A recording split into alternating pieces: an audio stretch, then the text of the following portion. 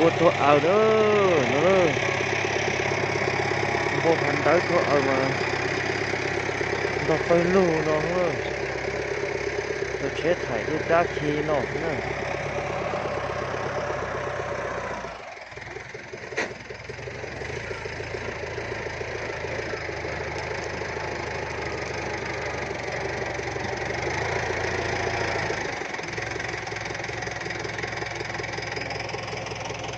nó phải lù nó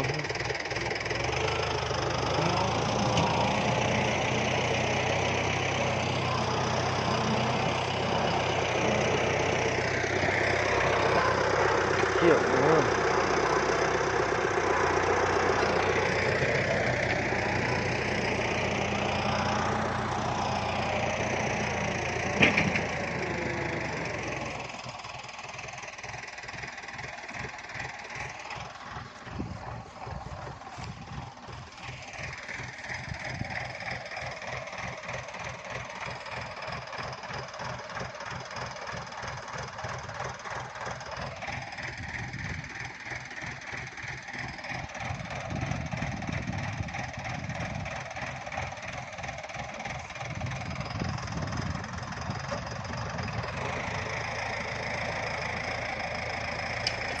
đấy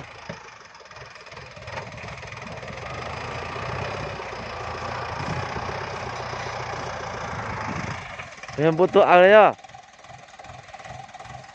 Chị ơi, chả chị à gua mau kalau na thế. mất rồi ha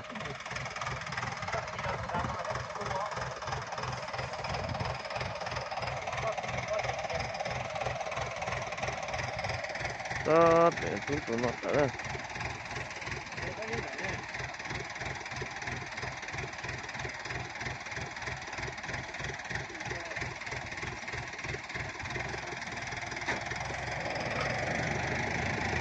đó để chẳng nuôi ăn tua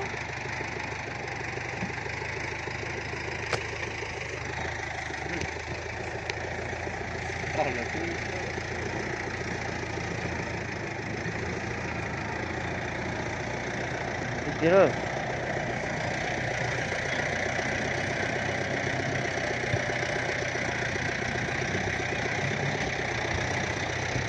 Ồ, thiệt tu.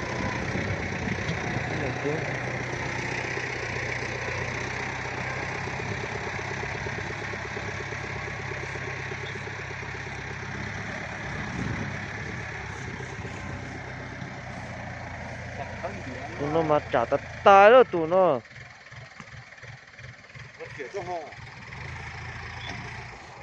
à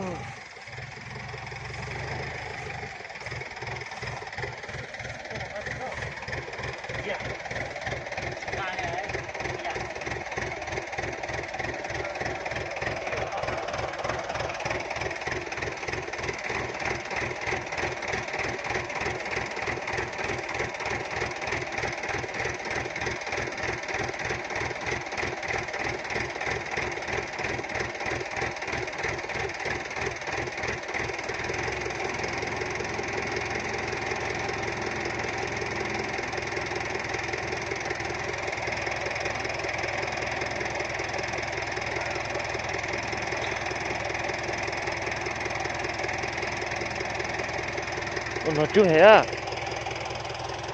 nó chưa hết à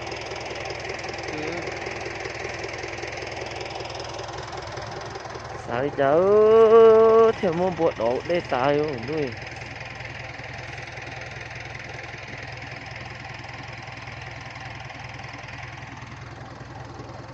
giờ mà tôi nói là giàu đi nữa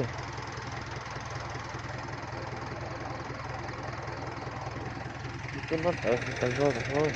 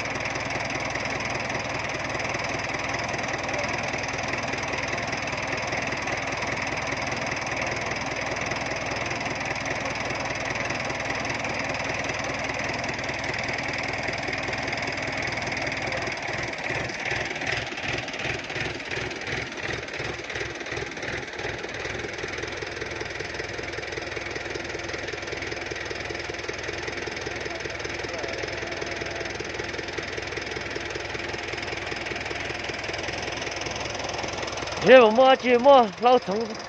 xí thằng lâu kia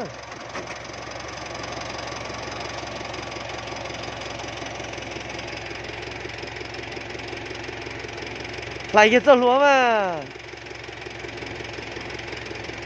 lại cái lúa á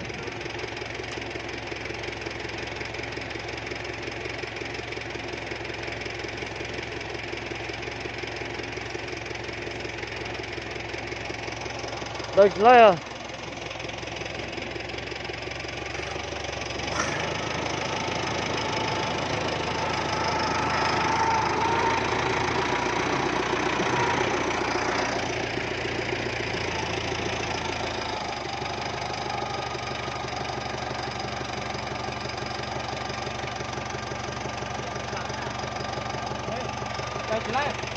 đây chỉ lại à mua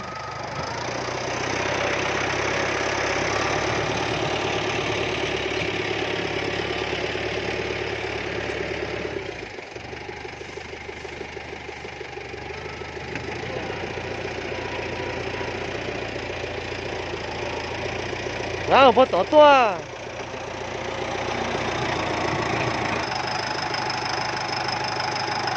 có bán lên ngon